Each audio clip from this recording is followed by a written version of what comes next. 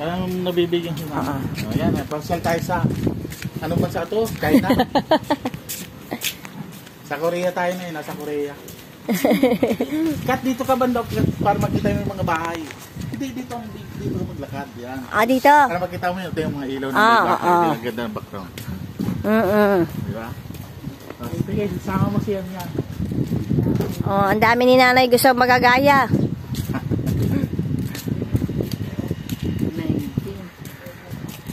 Nagkabit nga wifi dun, sabi sa akin, ano is to resort? Dito sa Gabay. Dito pa, maganda pa dito, Sol. Liliko na lang tayo doon. Sa tinitira ng isaan natin. Wala na tayo maulit na tita.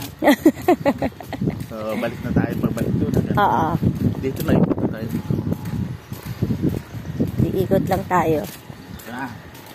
Kaya na eh. Ikot na lang tayo. Para sarap tulog mo.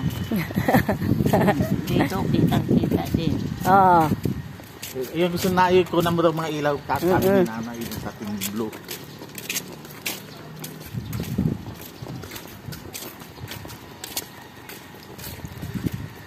Ang dami ng bakante, oh. Dapat palang dinala mo ang camera yung Ate Merna. Nga. Para... Doon na tayo dumaan, babe, para hindi... Ito na, gusto nga dito nanay Dito ilaw. yung nanay gusto na ilaw. Ayun, oh. Ay, bakit pag-abot ko sa ilaw? Hindi, papunta na tayo. Babalik. Pauwi na yun. Pauwi na tayo. Pag-ilaw. Background. Doon ka nakati sa harapan nanay. Background na yung ilaw. Pari-pariho ba yan? Kahoy lang yun na tumubo. Kinuha sa bubas. Nagkahoy ba sa nyugan nyo yung mga kahoy pinagputol-putol. Kasi wala tayo sa dulo. Papasok kami kata.